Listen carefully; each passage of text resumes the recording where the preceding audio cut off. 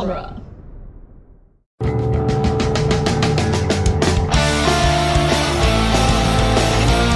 In the world of Hollywood, movies get greenlit and redlit. They get remade and rebooted. But we are the ideal. I'm Sam Gasch, and you are listening to Ideal Remake. Thank you for listening to Ideal Remake. We take movies that either have been, will be, or should be remade and talk about what the ideal version of that remake would be. I'm pretty sure that my guest and I are on the same page about one thing. We may not always make an honest buck, but we don't work for no 2-bit Nazi. So Kevin, is The Rocketeer a movie that has been, will be, or should be remade? It has not been remade yet. Supposedly there's one in development, though. Yeah, you were telling me about that. I completely forgot the name of the actor that was attached to it. Was it David Aiello? It was, yes. That's who it was. And it was going to be a take on as a Tuskegee Airman finding the jetpack. Yeah. Which is fun. But I really think, I definitely think it's due for a remake. Yeah. Well, I known about this because I saw it on IMDb Pro, but they did in 2016 an animated version on Disney Plus. Yeah, that's kind of in name only. Oh, it is? Okay. Yeah, I mean, it's not so much a Disney Plus show as it is a Disney Junior show. Ah. So it's one of those, like, almost like Blue's Clues, but with the Rocketeer. Why would you need this particular IP to appeal to children who will never... I mean, I guess it could appeal to their parents, maybe? Maybe. I don't know. It's kind of left field. And I remember it coming out and just being like, oh, there's going to be a cartoon. Cool. And then like, oh, that's the cartoon they went with, huh? Yeah. But anyway, so you've obviously been on Ideal Remake many, many, many times before. You've probably been on more than anyone else. All right. Recurring guest level. So I'm not going to go through the rigmarole of introducing you to the audience again. They should just go back and listen to your 17 other guest appearances. It's not that many, but it's getting there. It's getting close. My goal is 20 by the year 2020. Oh, crap. Oh, no! But this movie was your suggestion. So what is your history with The Rocketeer? I saw this movie when it first came out, and I was the right age for it when it first hit. I was probably like 6 or 7 when it came out, and went to go see it opening night, and it was just it captured my imagination. I grew up with my dad kind of idolizing old Hollywood, like 30s and 40s Hollywood. And really, he still does have a passion for Art Deco. And so like we spent a lot of time down in Long Beach at the Queen Mary and things like that, kind of exploring the old LA Art Deco haunts. And so when this movie came out, it was just like hanging out at the Bradbury, just doing all the things. Yeah, in the late 80s when it was all clean and sparkly. Yeah. No, we never went to the Bradbury. that was you didn't go there in the 80s. Oh, really? Yeah, it was a bad part of town. Oh, no. But Grand Central Market's so close by. And it definitely existed at that point. It did. It was a real market then. Oh. Yeah, it was real, like, you could just go in and buy oranges and stuff. I was going to say orange trees as far as the eye could see. Yeah, as far as the eye can see. That's a different 30s movie. Yeah. But, wait, that's from a movie? Isn't that Roger Rabbit? It might be. I don't know. Oh, wait, no, that's Freeways as far as the eye can see. Yeah, that's it. Oops. But anyway, so that's fun that you, like, have this history with the movie. I'm pretty sure I saw it when I was a kid. I'm not 100% positive, because when I sat and watched it this weekend, I was like, I kept waiting for, like, the core memory to trigger and be like, that's it, that's the moment. And the only thing that really resonated with me as, like, I've definitely seen this before, is this moment at the really close to the end when Cliff is, like, standing in front of an American flag and he just takes off straight into the air. That's the money shot. Going after the blimp. And I'm like, I may have seen the movie, but I'm pretty sure that was just in the trailer. It was in the trailer, and I think it's also, if memory serves, it's like a live action version of the original graphic novel cover. Right. So it's kind of a somewhat iconic image. I mean, probably. Probably. I've never actually read the original graphic novel, which is shame on me as a Rocketeer fan. I mean, there's some things where I'm like, you experience a story in the medium of your choosing. It's going to be slightly different if you go back, and I'm sure it's not going to be exactly this. Oh, no. They cleaned it up a lot. Actually, I did a deep dive on some of this stuff, and half of the plot that wound up being in the movie is not something that was in the original graphic novel. Oh, yeah? To my knowledge. What's his name? Timothy Dalton's character, Neville Sinclair, Yeah. was not a part of it at all. An interesting tidbit about that, his character is based off of the actor Errol Flynn, Right. who did Robin Hood. Right.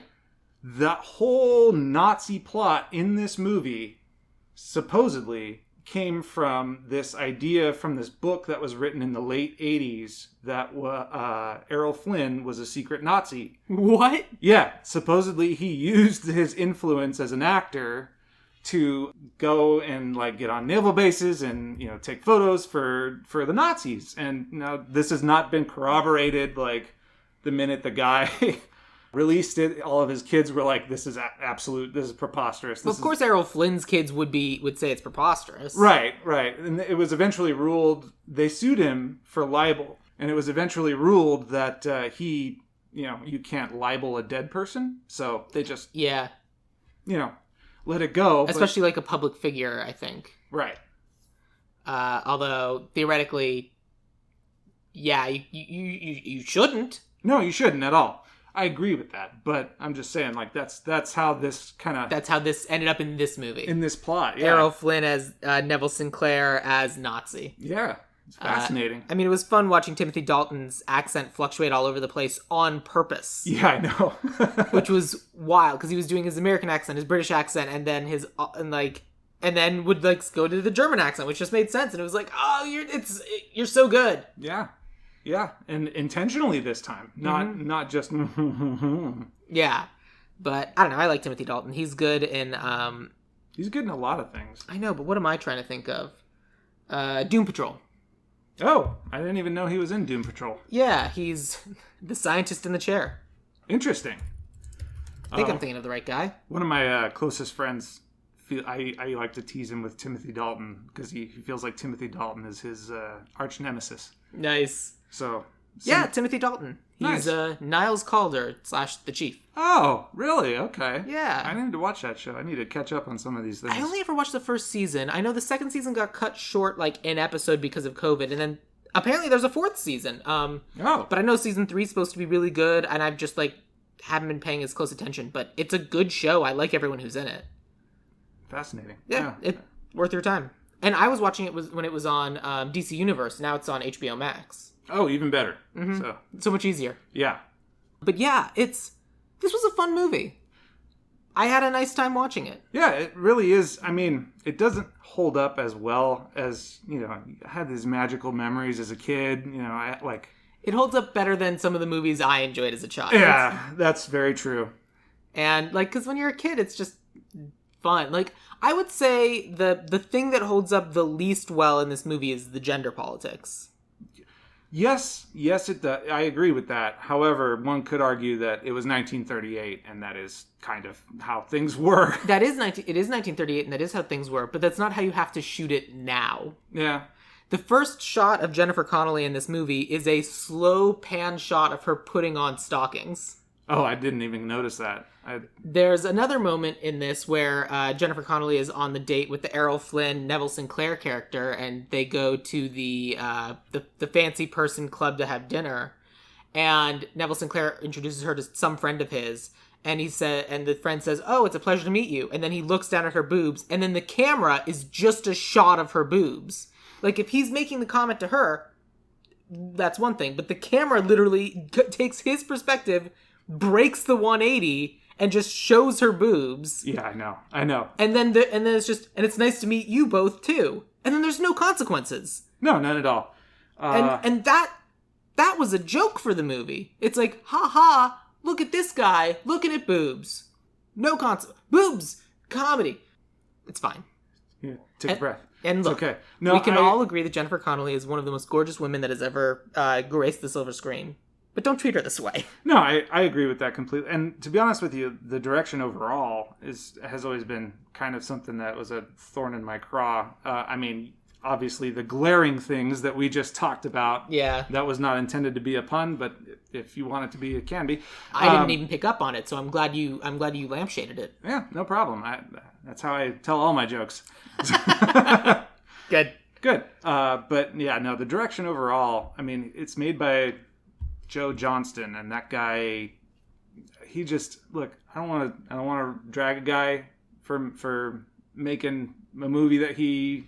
You mean Joe Johnston of Indiana Jones, Raiders of the Lost Ark, and Captain America, the First Avenger? He didn't direct either of those. He did direct Captain America, First Avenger, which I did not like either. And then when the credits rolled and I saw his name, and I was like, oh, that's why I didn't like this movie. The guy who did Jurassic Park 3 made it. Yeah, he was art director for Raiders. Yeah, he started at up north in San Francisco. I don't know what that means. He started with Lucasfilm. Got it. But I can't really dive into that. So yeah, he is going to be directing, or has directed, Chronicles of Narnia: The Silver Chair, which is going to be coming out, and something called Shrunk. Shrunk? If it's a Honey, I Shrunk the Kids reboot, I'm going to be mad. That sure seems like that's what it is, going to be based on the name, but if it has anything to do with, say, Downsizing, which is one of the worst movies I've ever seen... It really is. He also directed the 2010 The Wolfman. Oh yeah, that one was not great either. That was another film where the best thing about it was the score. Oh, that's your favorite part. Yeah. For those of you that don't know, Kevin's really good at music. Now they know. They know now. and now, thanks for painting the target on my back. Because I'm just going to talk about the score to the Rocketeer and how great it is, too. Is it? It is great. Actually. Oh, good. I really like it. But I digress. James Horner did a good job. He did do a good job. Look, do you know who James Horner is? No. Okay. But based on IMDb Pro, I can tell that he also worked on Titanic and Avatar. And Aliens and Wrath of Khan. I don't think IMDb Pro has more than just the 3 things that happen when I hover over their name. Yeah, I know. That's the way IMDb Pro works. Yep. He's tragically passed away in a airplane crash, but... I mean, at some point, I will have to have a conversation about Josie and the Pussycats, but that's a separate conversation. It's not one for this show, that's for sure. And it's also too good. It's probably unremakeable because it is too perfect a movie. Yeah, I completely agree with you there. I love Josie and the Pussycats. It's fun. It has no business being that good, actually. Correct. It's one of those, which is why it's so great. But anyway, let's briefly talk about like kind of the story of the Rocketeer for the people who didn't see it or don't remember it. Right. The movie begins with them trying out a new airplane. Yeah, so the movie begins with that. We learn through all of the glorious exposition delivered that Cliff Secord, our hero, our dashing, good-looking hero, is a pilot that is racing in some sort of sort of air show. Yeah. I don't follow aviation. He needs to make semifinals so that he can make it to Glee. I mean, championships. Something like that, yeah. Mm-hmm. They do still call it Glee in the aviation world, right? I don't know. Oh, okay. It's just, I was on a Glee podcast, and basically, like, every single episode of Glee is they're making to the next level of music competition, and this movie was making to the next level of airplane competition. But yeah, like, he's flying, they got this new plane all rigged up, Peavy did a great job, and that he's flying around, he's doing a great job, and he happens to fly past the FBI chasing down a couple of mafia guys who are Tommy gunning at each other, and the plane gets caught in the Tommy gun, and the plane goes down. The mafia guys crash into the hangar, thank you. And they stash the thing they stole in one of the other planes. Which is? I believe it is some sort of vacuum cleaner. But no, it's a jetpack. They stole a jetpack, it turns out, from Howard Hughes, who, after Howard Hughes finds out that this thing was stolen, he burns the blueprints because he's like, I made this for fun and I'm never going to make it again. I'm out. Yeah, too many people have died already for it. Yeah. Being dramatic as Howard Hughes was. Yeah, being just a great guy like Howard Hughes was not. Right, exactly. A good novel, not novel person, but you know what I mean. Responsible inventor. This was obviously pre the time he locked himself into his bedroom and peed in jars for 30 years. I think this is pre-Kleenex box, yes. Yeah. Mm-hmm. Boxes, pardon me. Boxes. Yeah. I apologize, Hughes estate. So everyone's mad. They're not going to make regionals now. And then Cliff goes to tell attractive woman Jenny that he crashed a plane, or doesn't. He takes her out on a date and doesn't tell her, but she finds out because the only place he knows how to eat at is the Bulldog Cafe, which is the cafe for the airplane people. Yeah, I guess it's based on a real bulldog restaurant. It was kitschy. Really? Yeah. Because it looked super cool. Like, when we saw that was the restaurant, like, my friend Ed and I, who I was watching it with, we were like, that place seems awesome! Okay, so, here in the Valley in Los Angeles and North Hollywood, there is one remaining Americana kitschy thing. Would you describe it as particularly active, or would you say it's now grown idle? It's grown a little idle, but it's how long? Relatively active. It's idle for about an hour or two. There it is. And in the back of this giant barrel that has been idle for about an hour is the dog that they replicated for this movie. Oh. Okay, so I've been there, and Yeah. I've seen that dog. Yeah. I'd completely forgotten that was back there. The bar we were talking about is called Idle Hour. And it's a great Pokestop. It's amazing for other things as well, including lots of Rocketeer memorabilia, which they have on behind the bar. So the one time I went, I was there for like a game night, and we were like out by the dog in the back the whole time. And so I didn't spend any time in at the bar, which makes sense because I don't drink, but like, Right. Interesting. Mayhaps I'll have to make a pilgrimage to Idle Hour to see the Rocketeer memorabilia. Yeah, go have a mocktail in the dog. You can go in and we were drinking in there one night. It's kind of fun. Awesome. That's amazing. I love that. Cool. So anyway, they go hang out at this Bulldog Cafe, and then they're talking with everybody, and Jenny finds out that Cliff crashed, like the plane crashed. Ah, darn. And gets angry that he didn't tell her, so there's tension there. Yeah, and she leaves. He's told to go after her. He does, but she's already on a bus. The next day, he goes and goes back and finds this plane, and in the plane is this weird thing, and it's a vacuum cleaner. It's a vacuum cleaner that also doubles as a dual engine jetpack. Yes, and so he and PV test it out, try different things, and do a little vandalism, steal a statue. And, saw it off like Bart Simpson. And yeah. And they test it out, and they're like, well, yeah, this is a jetpack. And PV wants him to return it to the person it came from. And Cliff, I don't remember what his logic was for using it the first time. So Cliff's logic for using it the first time was... The one part that we skipped over was we went back.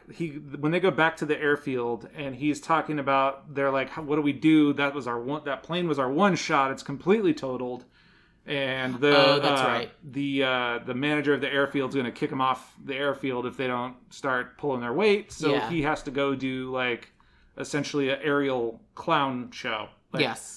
And instead of that, he's like, we've got this jetpack. We should try that instead of right. going up in an old biplane dressed like a clown. The character's name is Bigelow, and he runs the air show. And basically he says, you're doing this show or you're leaving. And so it's like, well, we have to do something or we're leaving. So that's how this one show and then I'm out. Meanwhile, the mafia is like, well, there's that guy, one of them's dead, one of them's in the hospital. And basically... the mafia finds out where the jetpack was, and this other enforcer guy, who has a name, but I couldn't figure out what it was. Lothar. Who is weirdly disfigured in some of the worst early 90s Disney makeup I've seen since Dick Tracy. Well, that's exactly it. He looked like a character out of Dick Tracy. Yeah. Well, I mean... Out of the movie Dick Tracy. I'm assuming that they did the exact same thing with him that they did... with all the characters from Dick Tracy, is they just modeled him after one of the ridiculous characters in the comics. They did, absolutely. Yeah, I'm like trying to find Lothar in the IMDb Pro list, and I just couldn't find him.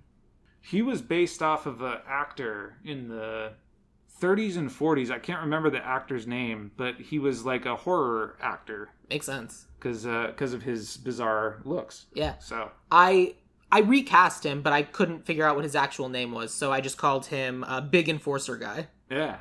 But anyway, Lothar snaps the mafia witness in half after getting the information so no one else can get it. And which is pretty awesome for a PG-rated Disney movie. there's a lot of death in this movie for a PG rating. Like a lot of like a lot. Well, not only that, but we have him flying past a big-ass swastika at one point, too. Yeah, like, and that there's was a lot like, whoa. Like, but also brutal deaths. Yeah, like, yeah. 2 people are snapped in half, and 1 person dies in a giant fireball. Right. And that person is Lothar. Him too. Yeah. That 2 people die in giant fireballs. Exactly. Because Neville Sinclair does as well. Oh, that's right. The thing explodes, and I'm jumping ahead, but basically in this massive, there's a hole in the jetpack, and Cliff sees it but doesn't tell Neville Sinclair. So when Neville Sinclair steals the jetpack and leaves, leaving them in the lurch as the blimp's exploding, it explodes in a giant fireball, and he crashes into the Hollywood Land sign, specifically in the land part, and blows up land. So it's just the Hollywood sign. So he's the reason why it's a Hollywood sign instead of Hollywood Land. And it's so good. It's amazing. It's so good. That's my favorite part of the whole movie. It's like, oh, that's why it doesn't. And I watched it last night, and it was like, that's clearly a model. Really bad one, too. But I it's love great. It. That's so good. Oh, it was amazing. Like, we just laughed and laughed at this moment. It was like, it's so good. Yeah, it's really funny. I mean, it's classic Hollywood. Yeah. They don't find the jetpack, but they find the picture of Jenny that Cliff had been keeping in the plane for good luck. The gangsters. The gangsters find it. Lothar ends up finding it. No, he doesn't know. No, I think it's the other guys. It doesn't matter. The Paul Sorvino, who just passed away. That's true. Yeah. Yeah. I was watching, someone had posted on Instagram him slicing the garlic with a razor in Goodfellas. From Goodfellas. Which is a great scene. Oh, so good. But basically, what ends up happening is it's just kind of the rest of the movie is kind of a chase around of like using the jetpack to get away and to save mostly just Jenny's life. And then the FBI and the mafia and Lothar trying to kidnap Jenny so that Cliff will turn over the jetpack in exchange for her. Pretty much, yeah. That's the second act of the film. Yeah, is just a lot of running around, a lot of yeah. Meanwhile, the mafia is working for Errol Flynn, the Neville Sinclair character, to get the jetpack because he wants it for some reason. Right. And eventually, Neville Sinclair finds out that Jenny has it or is dating the guy, so he tries to seduce her, but basically just kidnaps her, brings her back to his house, and then she finds out that he's a Nazi. Pretty much, yeah. Which his house we should note is that they shot it at that huge. It's a monument in L.A. now. It's that house. What's the name of it? It's a Frank Lloyd Wright house in Los Feliz. Have you ever seen it? You know what I'm talking about? No. It is because I know the final battle or the final meetup was at the Getty. No, the final meetup was at the Griffith Observatory. Griffith Observatory, excuse me. Yes, you're right. I said the wrong thing. And that's another thing I like about this movie is like old Los Angeles is very much a present character in this film. Oh, yes, and absolutely. I miss that because we don't have that anymore, really. Not as much. It's the Ennis House is the name of it, and it was built by Frank Lloyd Wright in the 1920s, and it's all stone. It's really beautiful inside. It's like a Los Angeles monument. But they took it over and shot in there. They did a great job. Yeah. It was like it's a weird house, but it was real cool looking. Yeah, I wouldn't want to live there, but I enjoyed looking at it. Yeah, no, it's fun to go in there for a few minutes, and then you're like, it's kind of weird in here. Yeah. So that's kind of the movie as it exists right now. So when you suggested this movie, what did you already have some things in mind of what you wanted to do with it? I did and I didn't. I suggested it because it was kind of an old favorite. And, it's like, okay, it gives me a reason to revisit it and, see how it aged. Because it's been a while since I've seen it. And, yeah, there were parts that did not hold up as well as I'd remembered. And, leads just a little wooden. And yeah. But I remember reading somewhere that somebody said that they were intending it to become kind of the next Indiana Jones. Yes. And I was like, that would have been awesome. Like, that does come across. Like, I would really love to see kind of a little bit grittier version of it. So this is the little bit of research that I did in that there was a planned sequel. Yeah, there were two. Supposedly there was a trilogy. I guess they had, what's his name, the lead, Cliff, signed on for 3 Billy pictures. Campbell. Yeah, Billy Campbell. Thank you. So this has a budget of $35 million, which at the time is a lot. That's hefty, yeah. But it only made $46 million, which you might think, oh, seems like more, but you got to remember that when you're talking about budget for movies, the budget of the movie is $35 million, which means that advertising is probably another $35 million, which means it was probably $70 million overall, which means that this did lose money. Right. And that's why they didn't make a second and third. Yeah, that's a fair assessment. How many people sign up for a second one after you lose $30 million on it? Basically, yeah. But I do think in a lot of ways, the studio got in the way of what it could have been. In what way? In a lot of ways, first of all, it's Disney, so a lot of the violence had to be toned down. And I think also they had to have like certain marks of, like things that you need in a Disney film. Like, they couldn't make the guy too grotesque, the Lothar guy, too grotesque looking. It had to be very... I'm going to talk myself in a circle here because I forgot what I was going to say. But had to be Disneyfied a little bit. Yeah, thank you. He had to be intimidating but not gross. Yeah, by and large, the film, as it stands, is very Disneyfied. Yeah, it's a PG movie. Yeah. Because I know not the first Indiana Jones is also PG. That's only because the first two were... No, because did they invent PG-13 for Temple of Doom, or did they invent it for Last Crusade? Temple of Doom was one of the reasons PG-13 was created. Okay. And Gremlins. Yeah, but it was for those movies. Like, those were the first movies. No, they came out. And then afterwards they were like... I believe, so this is a little bit of weird... I'm a weird movie nerd trivia. The first PG-13 movie came out on the day I was born. Oh, that's wild. It was Red Dawn. Wolverines. Yeah. That's a movie eventually I'll have to talk about on this show. I'd love to talk about it with you. It's a fun movie. So we'll put it in our back pocket because I've never seen it, but it's... And they did remake it. Yeah, they did. And I don't know how you would remake it now. I'll be honest. Okay, so I said it's a fun movie. It's not a fun movie. It's a really dark movie, but it's a well-done movie. Yeah. The remake was absolute trash. That's what I hear. And it was supposed to be China, and they changed it to North Korea at the last minute. Yeah, and that is why everybody in the movie looks weird, because it's like that weird, like, uncanny valley, like, face dysmorphia, because they digitally altered everybody. Yeah, choices were made, and then they hedged. Yeah, and that's why it sat on the shelf for, 4 years? Something like that? I don't know. Anyway, that's a different movie. That's a different movie. That's a different conversation. So for our version... I was having this conversation with someone earlier, but I feel like we still have to set it in 1939. I agree completely, 100%. Like, normally when we're doing Ideal Remake, you're remaking it, it's a current version, all of that, but I don't think that works for this. In this, I was going to say like the same thing. Like either it needs to be set in that time period because it's such a gorgeous period piece. Yeah. That I don't think it would work in any other time period, or... The flip side that I was thinking about was, you remember Batman the Animated Series, right? Of course. The cartoon. The masterpiece of animation. Yeah. So they kind of did something similar where they didn't really call out that it was 1938, but it was like a modern version of Art Deco. So I feel like if we're doing that, that's what they did in the movie Dick Tracy. Yeah. Kind of. Some element of success. Yes and no. There weren't computers and stuff in Dick Tracy, were there? Because I haven't seen that movie in a long time. It's been a long time. I don't know. I don't remember. I know that they used some sort of technology to slow Dustin Hoffman's voice down so that he sounded normal. Oh, right. But that was just slowing the tape down. Yeah. You could have done that in the 30s. In the Dick Tracy movie, it is in some time. Right. It's definitely... Like, it's kind of exists in a world outside of time. Yeah, it's like kind of like once upon a time around the turn of the century. Yeah. Like, not even, but yes. Around... the 40s or 50s The war, yeah, sure. But yeah, so like, we could do that, but I feel like... Let's just set it in 1939 when it was. I feel like that kind of makes sense. Perfect. Let's do it. In my version, I gender swapped Cliff and Jenny, but I believe you told me that you did not do that. I did not do that. All right, so we're going to have a conversation about that. So, but for our version, what are some things that you think we need to change?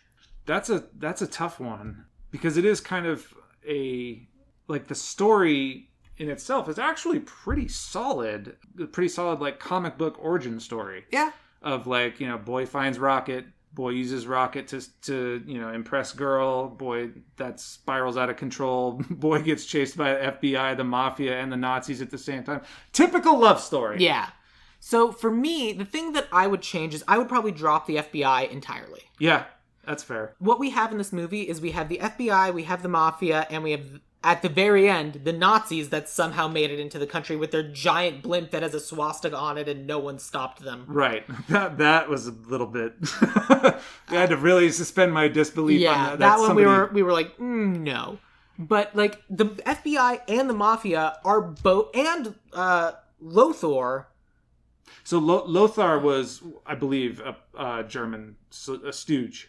I believe he was a Nazi. Maybe, but he worked for Neville Sinclair. Right. Before we knew he was a Nazi. It was just basically, those are the three different groups that were after Cliff. Correct. We didn't know that he was a Nazi. Turns out that he was. Yeah. But basically, the FBI is evil. The Mafia are evil. Even the other people in the plane cafe are jerks.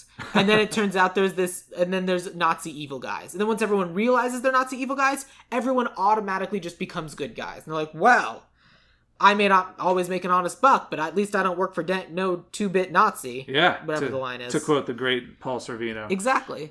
There's this moment, and it's such a hokey moment at the end.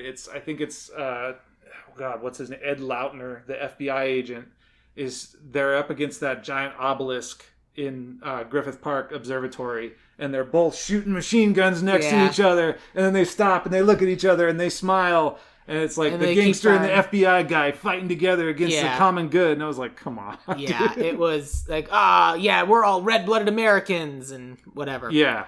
And I'm like, that's fine, and that may have been what you needed in the 90s, but I think you just... Well, I think a good part of that, too, is you have to remember Indiana Jones 3, Last Crusade, came out 89, and I think this came out the next year, didn't it? 89 or 90? So if they were trying to ride that... Yeah, of course. That tonal thing of... Yeah, and that works for this movie. So, exactly. So I'll rephrase. I think for our version, we either need to have either the FBI or the Nazis, and whichever one we keep is our true villain, but not both. I agree with that. And I am actually inclined... to drop the Nazis more than... I think that's probably fair. Yeah. And then I think we can scooch it a little bit earlier in time and not set it in 1939. We can set it in like 31, 32. Yeah, sure. And that way it's like, there's some things brewing over there. Yeah, but it's also one of those things where it's like, a lot of people in the United States... The reason the United States didn't get involved in World War II for a long time is because a lot of people in the United States liked Hitler. Yep. And we don't talk about that because people don't actually teach history anymore. That's very true. Or they're not allowed to, which is the actual story. Which is worse. Kind of almost circling back to liking Hitler in a weird way. Oh, yeah. Not even in a weird way. It's a straight one for one. Yep, anyway. Out of his playbook. All right. But yeah, I think the FBI being the real villains because they want to weaponize it, which is what Howard Hughes doesn't want. The mafia is just doing a job, but when they find out that like working for the government, making the government even more able to take them down, the mafia is like, whoa, step back here. Yeah. I think that's a fun twist because I do think there was a little too much going on in the original. It got a little convoluted. And I also it's another one of the things that doesn't really get talked about is like we always kind of treat the mafia as like the bad guys, but a lot of times they kind of were like the only thing standing up for impoverished groups in the United States. Absolutely. It's Italian Americans were outcasts. Completely and that's why there needed to be a mafia in order to like protect themselves. Exactly. They took it too far, but whatever. Yeah, sometimes they did take it a little too far. And that was unions in general at the time. It was. I'm just going to make a quick recommendation. Anybody out there who's interested in this kind of history should watch the show The Offer on Paramount Plus because it dives into it a little bit. Oh, yeah? And how the film The Godfather was looked upon by Italian Americans and how it kind of like being made was almost like a discriminatory thing for them. It's just a fascinating... That is interesting. Dive into history. It's another period thing that I think is really good. A really good reflection of what it was like at that time in the climate and how Italian Americans were viewed. Fair. Speaking as, I don't believe either of us is Italian American. No. I'm German and Jewish, so. Yeah, and I'm Eastern European and New York Jewish, and I don't really know the background of my mom's family because she doesn't talk about it, and I haven't looked into it because I don't care. Yeah, okay, so that's kind of setting. here was my proposal for why I wanted to gender swap our leads, to make Cliff Tiff and make Jenny Johnny. A lot of the motivating factors of NA, just for more women in this, because I also gender swapped a couple other characters. But one of the big motivating factors of the Rocketeer as it exists is kidnapping Jenny so that Cliff hands over the jetpack. Yes. Which is very dated. It's very 1920s Nickelodeons. Yeah. Well, so there is a trope. It's called women in refrigerators in film and comic books. The term is fridging, and yes. Yeah, exactly. Yeah. Oh, they changed it now? I haven't been a writer for a while. the term is fridging. It's specifically referencing a Green Lantern comic. Right, where he opens the door of his refrigerator and finds his girlfriend in there. Yeah. Basically, the term fridging, and it's why in a movie I wrote a couple years ago with my friend Harry, we literally have a character named Fridge. It's a big heads up of what's about to happen to him. But basically, the story is a woman is hurt, kidnapped, or killed in order to motivate the lead male. Exactly. So it's pretty much the Punisher's story. Basically, it's a lot of stories. A lot of stories, including this one. Yeah, including Deadpool 2, which came out way later, and then when people went to the writers and producers and said, "You just fridged her," and they were like, and they'd literally never heard it, and then they're like, "Oh, whoops." Whoa. But we brought her back. I mean, but anyway. It's been a trope for a long time. But anyway, it's been a trope for a long time and it's problematic. So part of the reason why I wanted to swap it is because I wanted the mafia guys to try to be kidnapping Johnny because they think that they're kidnapping him so he will take them to the jetpack and then they will have the jetpack. They're kidnapping who they think is the Rocketeer in order to get the rocket. But it turns out Johnny's just dating Tiffany, whatever. She's the real Rocketeer.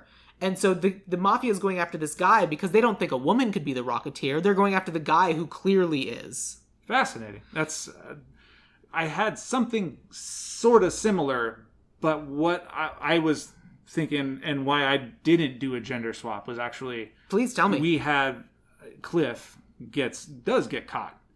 And they think they've got the Rocketeer, but they don't know where the rocket is. And then our Jenny comes in to save him at the end. So she, by proxy, becomes the Rocketeer. Right.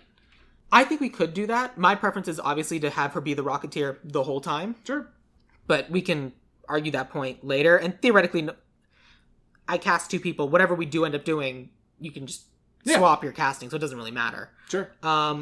But part of the reason why I think that is it's kind of like Pepper Potts showing up at the end of Endgame in the Iron Man suit. And it's like, well, that's cool, but she could have been in the suit the whole time. I forgot about that completely and totally. Yeah, you're right.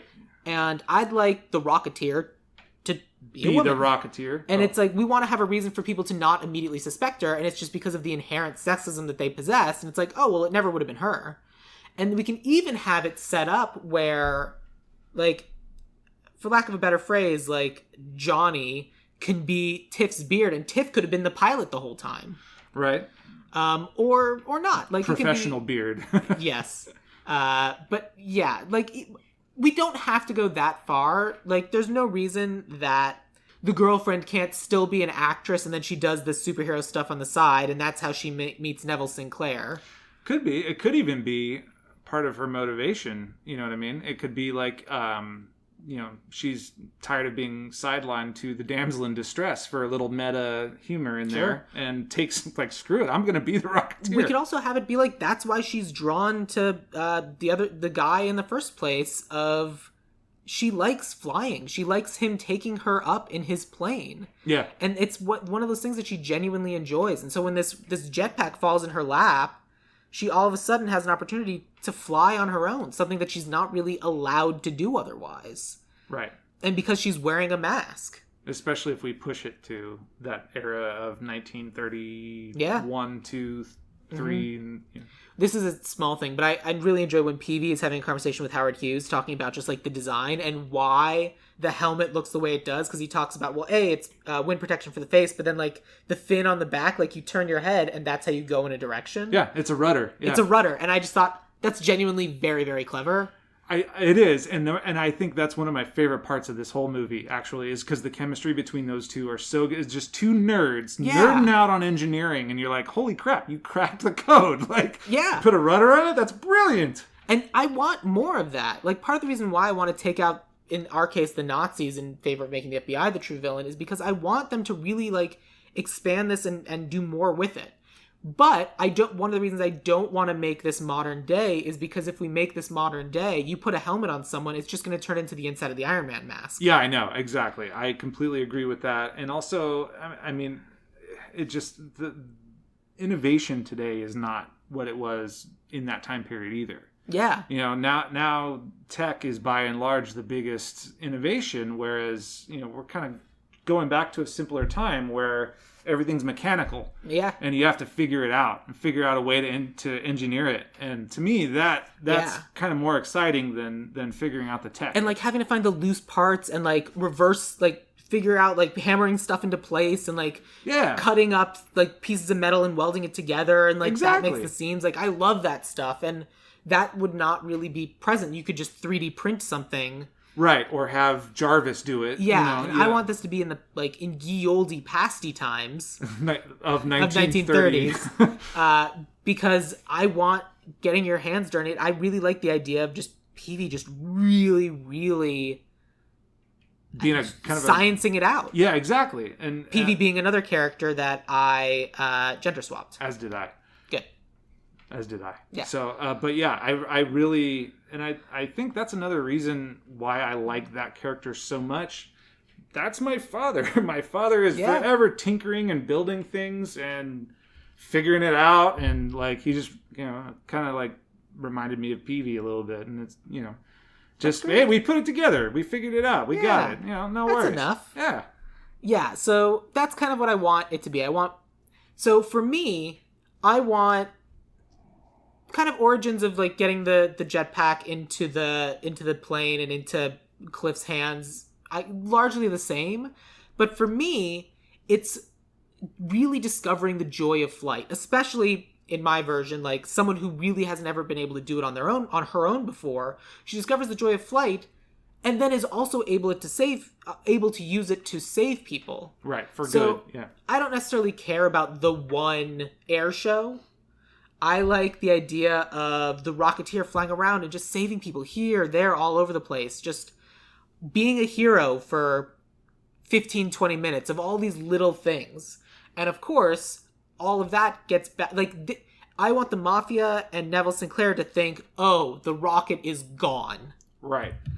And it's not until they find out, oh, this Rocketeer has it. Oh, it's not gone. We got to go track down the Rocketeer.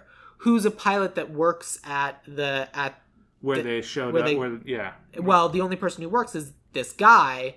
Let's kidnap him and get him to tell us where the jetpack is. And now we have Jenny having to go save her boyfriend. Right. Having to perform the ultimate role of hero and rescue her boyfriend from the hands of those dastardly Not crime family, but you know.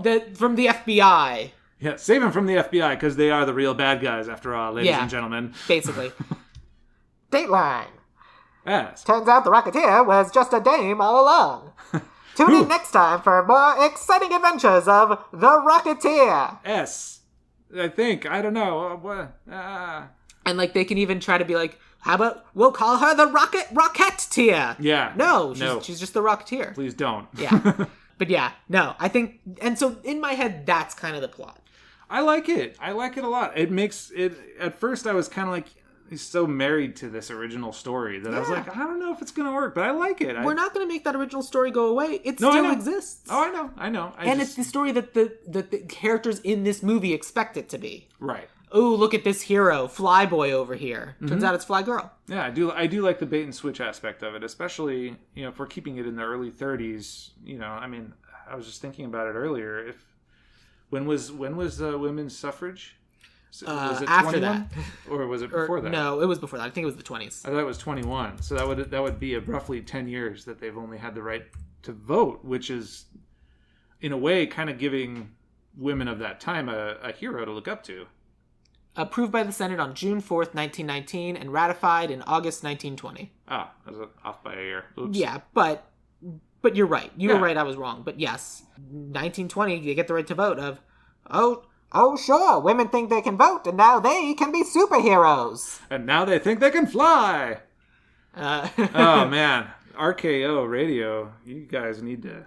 But basically, and so like that kind of idea. So that's kind of what I think would be fun to play with. And then I'm even happy with Neville Sinclair funneling all this, being a secret mole for the FBI, but secretly being a mole for, like, anyone else. Like, generally being a bad guy. Yeah. Like, willing to work for anyone who's paying him. I mean, he's planning on double-crossing the FBI. I actually was thinking it could... Well, I mean, the double-cross aspect is fun. But especially on the FBI, who thinks that they always know it all. Yeah. But I was immediately... My first inclination was, he's on the take from the mob. Yeah. In a way of, like, Frank Sinatra was. Yes, kind of, basically. Yeah. And, his first loyalty is to the mob. Exactly. And so, the Neville Sinclair's first loyalty is to the mob, but also taking money from the FBI, and... Because it's the long con, baby. Yeah, and then at the very end of the movie, he's abandoning both the Mafia and the FBI, because he's like, well, I found a private buyer. And then he can, like, throw on that German accent as he takes off into the faulty thing of... And perhaps, my friends, we will see you on the other side. Yeah. And then takes off. And literally just that. Like, never explicitly said. Literally reveals German accent and then immediately dies. They are the highest bidders. And then crashes into the land part of Hollywood you land. Have to keep the... Yes, we do. Like, I don't care what else happens. That stays. Like, in my head, that is how Hollywood land came down. Like, it's Neville Sinclair. Yeah, correct. Errol Flynn exploded in land, and now it's just Hollywood. Yeah. The end. It's a better ending than the real Errol Flynn got. I mean, I don't know the answer, but I'm sure we can look it up later. Yeah, it's involved a lot of drinking and drugs. So. Yeah, that is sad. Yeah. That's what happens when you betray your country like that. Well, that and also, when you're a movie star and you have everything at your fingertips. Yeah. Supposedly he didn't actually betray his country, so I don't know. I'm on the fence. I was making a joke. Oh, well, what are those? Well, let me explain it. So the way this particular joke worked, the structure. All right. Okay. I see the lampshade coming out now. Yeah, It's fine. What else do we need for our plot? Well, a third act. A big explosive third act, I think, at this point. Well, we have Act 1 of get the rocket pack, saving people, and then the end of Act 1 is the Mafia finding out. Right. Act 2 is the Mafia figuring out a way to go after... the pilot, the Rocketeer, who they think is the guy, right? And so they go after him and they black bag him, take him away, and like all of a sudden he's captured. They're going to torture him to find out where the jetpack is, right? And at the end of Act 2, the Rocketeer's like, and now I have to go save him. Yeah.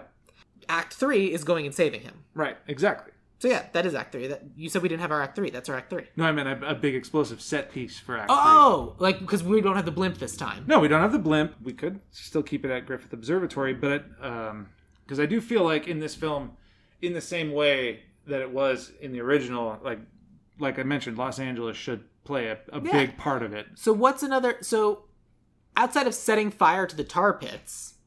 Oh, yeah, that's a little hokey. What's a big Hollywood set piece that doesn't get played with as much? Let's see. Santa Monica Pier? I mean, that's what I was thinking, and I have an idea for you. Yeah? So, this would be... I think I know this is going. This is going to be the hokiest. Uh-huh. And it's the Rocketeer spinning so fast on the Ferris wheel... that, like, she picks it up and is, like, carrying it as, like, a spinning wheel of fire and uses that to take out the Mafia. That's kind of incredible, actually. I like it. I thought the direction you were going was that this is going to be instead of, well, okay, I'll get back to the second thought. I thought what you were going for was this is going to be how the original Santa Monica Pier got decimated. Oh. Because there was a first Santa Monica Pier that... I mean, it can be. If you're stealing the Ferris wheel, that's pretty decimating. But, it is. You lift up the Ferris wheel and you're just like, and you're propelling it with your jetpack and just this giant spinning top, essentially. Top of fire. Yeah. And it's like, they are in a fortress. They have completely set up this house as a fortress. You can't get in. Oh, can't I? Ferris wheel, giant flaming wheel, busts down the house, and then she flies in to go rescue, and then, like, shenanigans. The only problem I have with it is if we're going to have the Hollywood land crash, it's got to be somewhere around there. The Hollywood land crash is the end when Neville Sinclair steals the now faulty jetpack and takes off.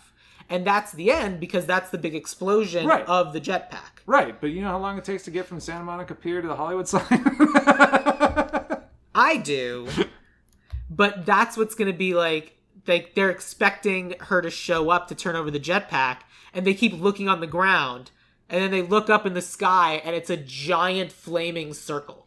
So you're pitching that she's going to make it go so fast that it pitches to the Hollywood Hills? Yeah. She turns it into, like, basically a helicopter propeller and gets it over to the Hollywood Hills in order to break into the house. I mean, that's just as much of a suspension of disbelief as a freaking Zeppelin over Los Angeles. But you can't suspend, like, a giant Nazi blimp would have been stopped. Yeah, I know. This is one of those things where everyone would look up into the sky being like, what is happening? Yeah, exactly. No, I like it. I think it's really fun, actually. Cool, because that's my suggestion. That's definitely a set piece to remember. I've never seen it done before. I haven't either, and goddamn it, I want to. Okay, so then that's our big set piece. Let's talk about casting. Sure. So, in our version, I'm pitching Cliff Tiff switch. So, of our two, let's pitch our leading lady. If that's all right? Sure. I'm happy to go first. My leading lady, I've seen her in 3 separate things and did not process that it was the same woman. And she's an action star, and she's literally the best part of the Iron Fist TV show. She's so good. She's the love interest in Love and Monsters and is an action star and is so good. And she's in Matrix Resurrections, where she's an action star and is so good. And that's Jessica Henwick. Oh, yeah. I could see that. Yeah, she does kind of have that classic 1930s beauty to her as well. Yeah. Like, not saying that that's the thing that has to sell it. I'm just saying... Right. If we're doing Bruce Wayne and Batman, that's her Bruce Wayne, she's right? an actress in Hollywood. She's going to be attractive. Right, exactly. That's all I meant by that. But yeah, like, and the 3 different movies where, like, she's good at different forms of martial arts and is also really charming. And, like, she plays... What was the character's name? Bug in Matrix Resurrections? I think so. I only saw it one time. I also only saw it one time, but she's the best part. Yeah. Well, no, that's not true. I really liked New Morpheus's suits. Yeah, I mean, Keanu was great in it. He was good. There's a lot of things to like in that movie. There's also a lot of things to not like. Mm-hmm. She plays Bugs, excuse me. Yes. But yeah, I just think she's great. But who's your casting for the role? So for my role, again, I was coming from the approach that eventually they will both be kind of course, in a Rocketeer type situation.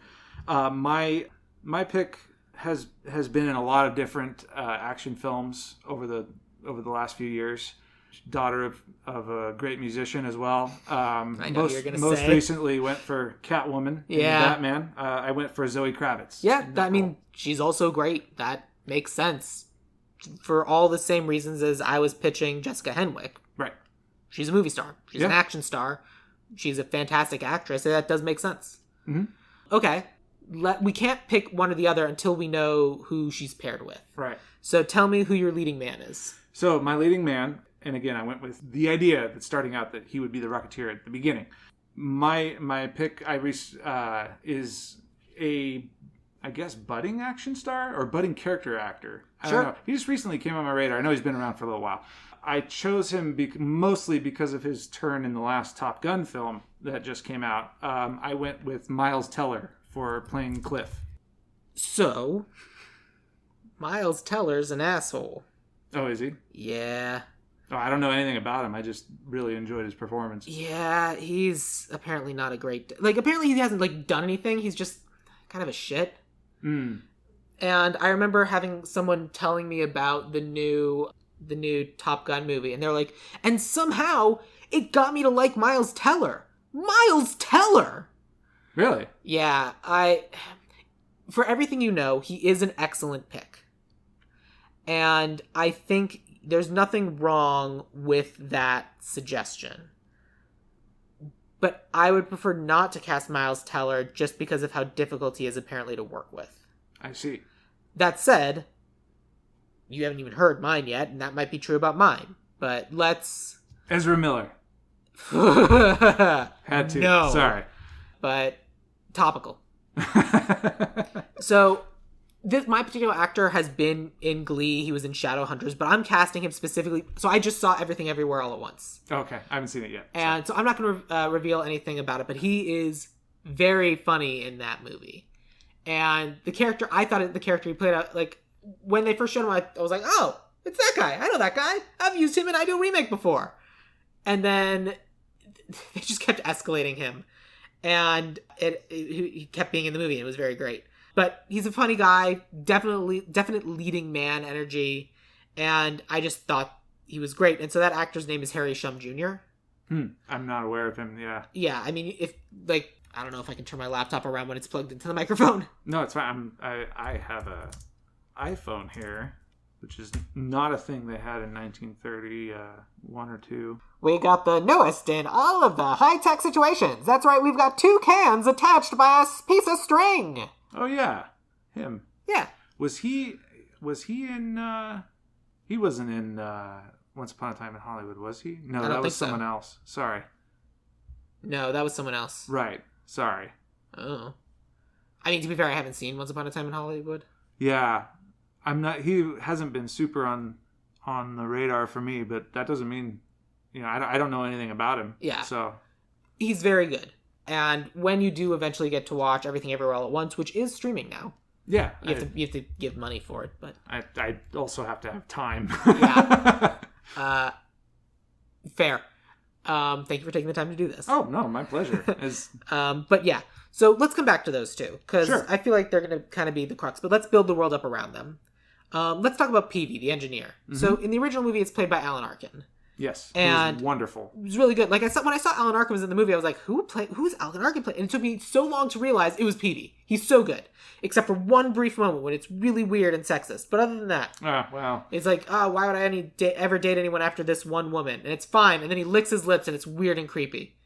Yeah. But everything other than that, I love the character. But we both gender swapped this character. So I went with an actress who I've seen in comedies, but as kind of very together, and then you realize just how funny she is. Mm-hmm. And so I've seen her in Only Murders in the Building. She was also in High Maintenance, and she was in Broad City. The actress's name is Amy Ryan. Mm-hmm. I'm loosely aware of her. Have you seen Only Murders in the Building? I've only seen one episode. Okay, fair enough. Yeah, so. I think she's the cello player or whatever. Oh, okay. Yeah. Yeah, so her. I just thought she was fun. Who did you have? It's a fun choice. I went with, so in a weird way, this is kind of one for one, Hollywood actress who's been around for a while. She kind of went away for a little bit, but I chose her because she's kind of got more of a, just kind of like a grit to her. Yeah. You know what I mean? I have a pretty good idea who I think you're going to say, and I'm excited to find out. I chose her because of her recent turn in the show Yellow Jackets, which is also phenomenal, if you haven't seen it. I went with Juliette Lewis. That's not who I thought you were going to go with. But I could definitely see her tuning up an airplane and giving advice. Yeah. That's great. I'm more than happy to go with Juliette Lewis. I got no notes. I just think that's great. Yeah. We're going to do that. She's fun. She's excellent. Let's talk about Neville Sinclair. Sure. I went first to the last one. Your turn. My turn. Oh, yes, you did. Okay. I absolutely adore Timothy Dalton for many, many reasons. One of which being so freaking smarmy that it borders on hilarious. Yeah. And I kind of wanted to keep that. Yeah, so, I did too. So the one person I thought could pull that off, the most British person to grace our screens lately, I went with Benedict Cumberbatch. Oh, that's not bad. That's very good. And that name alone is just perfect. It's just fun to say. Yeah, it really is. So I agree with you. I also wanted someone who can kind of like capture that smarminess of the original Timothy Dalton portrayal. And so I also went with someone who in my head was kind of a 1-for-1, who can like kind of do the accents and is just a phenomenal actor and can like do the heel turns and all the fun stuff. Right. And so I went with Sam Rockwell. Oh, that's an interesting choice too. Yeah. I think both these characters accomplish the same thing. I think that's fine. I have no problem going with either one of them. Yeah, same. Sam Rockwell's great too. And so is Benedict Cumberbatch. I think Benedict Cumberbatch could turn up the smarm a little bit more. Like, I just feel like he could very much be nose in the air. I think he is. I think you think of Sam Rockwell and he's naturally charming. Right. You think of Benedict Cumberbatch and he's kind of more naturally like British, obnoxious. Yeah, exactly. Well, I said British. And you said yeah. Whatever. We're on the same page. Yeah. All right. I think you're right, but we want him to start at charming. Yes. And then just slowly morph into the biggest asshole you've ever met. Yep. Which is, by and large, what Errol Flynn is as well. Yeah. So, by all accounts, anyway. Yeah. Good. So then let's talk about the mob boss. All right. Eddie Valentine, which is the most mob boss name on the face of the earth. Get out of the way, Don Corleone. Eddie Valentine is coming. I mean, it's not like I co-wrote a feature with someone named Harry Valentine. No, you would not have done that. I 100% did that. I know. I'm teasing you. He wasn't a mafia boss, though. It's fine to have a guy... We don't know that.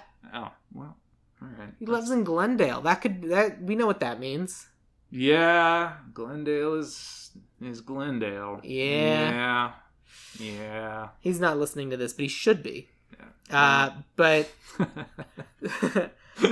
so for that, I needed to get an Italian guy, and I went with someone who's been in Sopranos. So I went with Ray Abruzzo.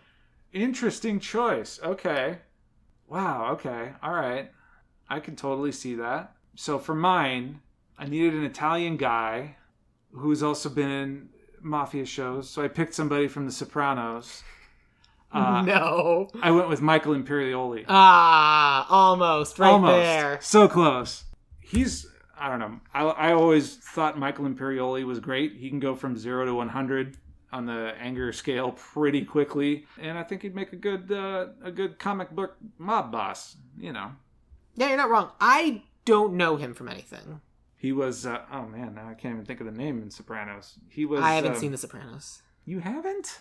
Does it seem like the sort of thing I would enjoy? Yes. You're all about the gabagool, dude. Am I? No. Yeah, I'm going through his IMDb Pro, sponsored by. I think the only thing on this that I've seen that he's been in is Shark Tale. And that's because... Why was he in Shark Tale? I don't know. Because he was a mob boy. Was he actually? Yeah. Then I feel like we gotta go with him. Getting 3 in a row over here. all right, fine. So Howard Hughes. Howard Hughes. Good old Howard Hughes. Tell me who you had.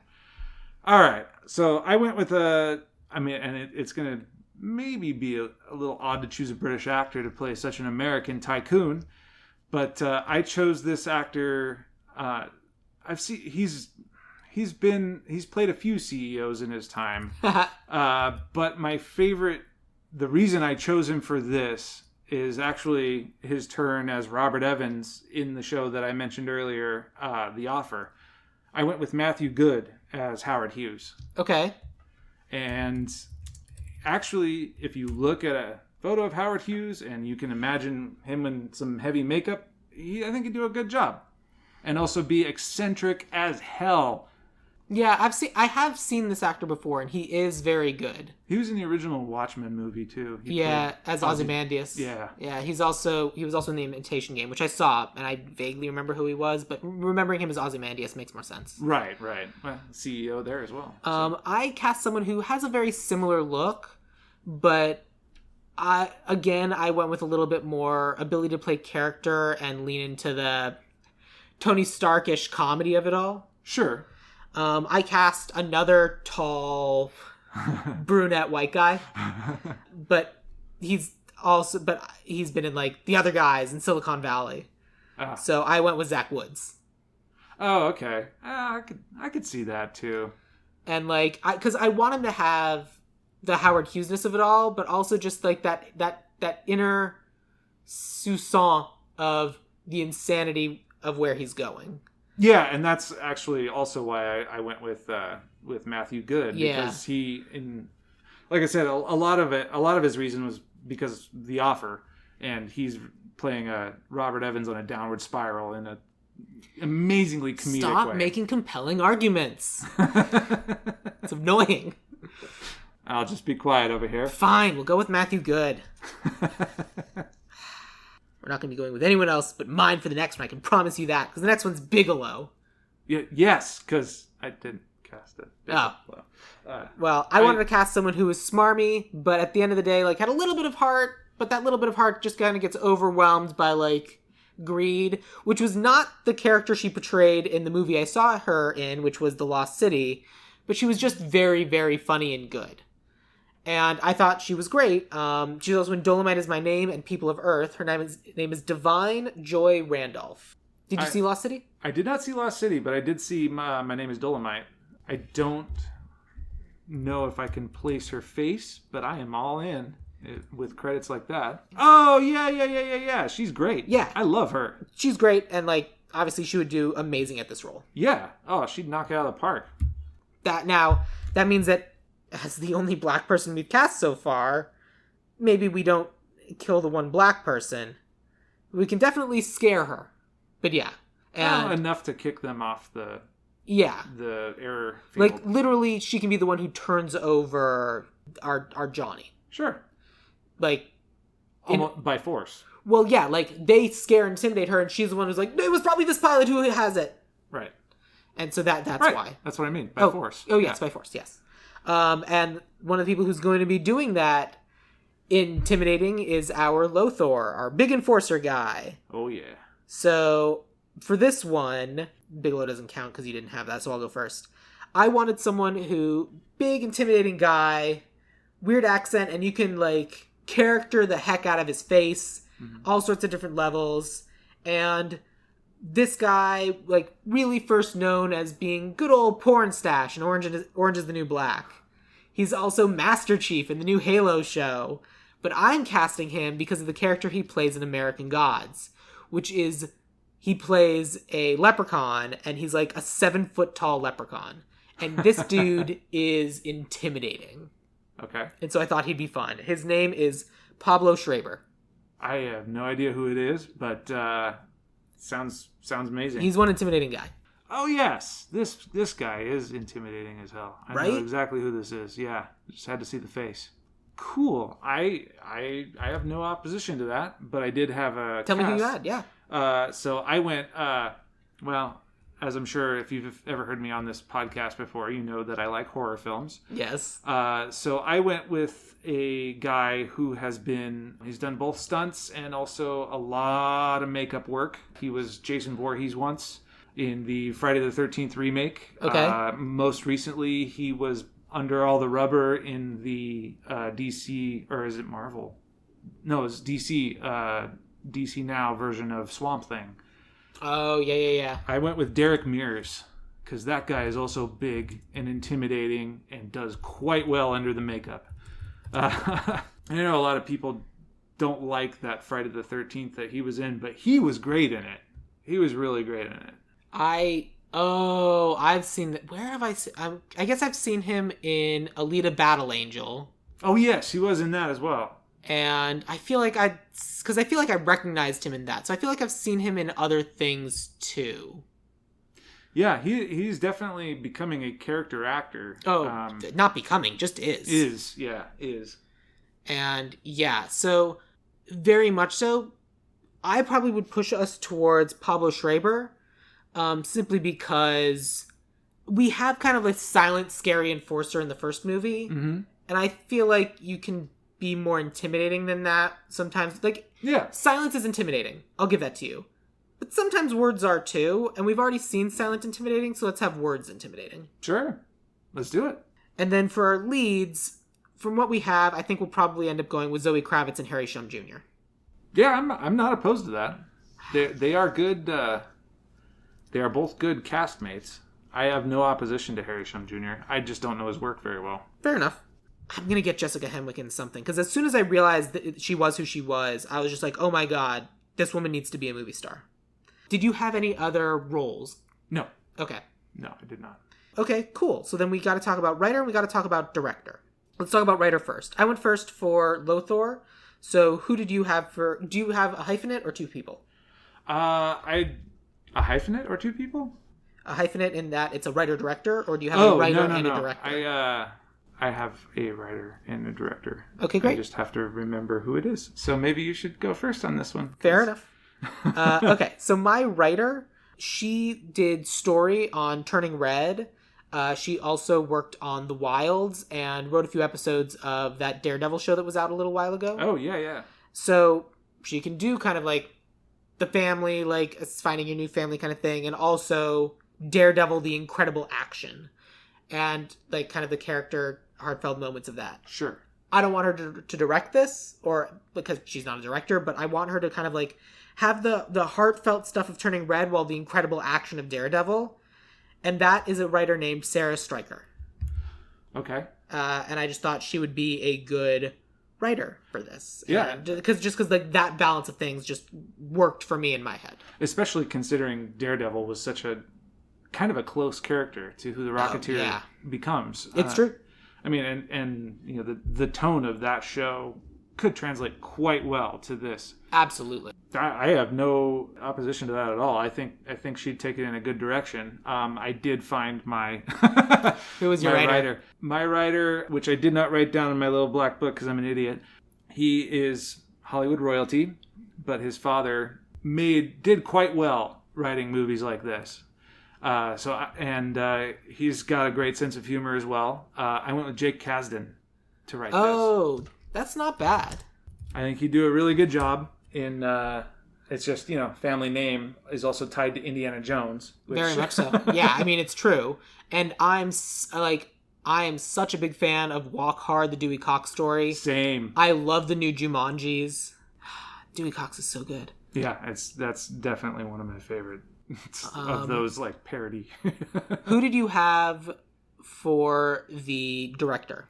For director, I went with somebody who has done quite well in the Marvel universe, as well as handling other legacy properties, we'll say, and bringing them back into the public conscious, if you will. Okay. So I thought Ryan Coogler would be a great director. Oh, yeah. Like, immediately that's better than mine. That's so good. That's a great idea.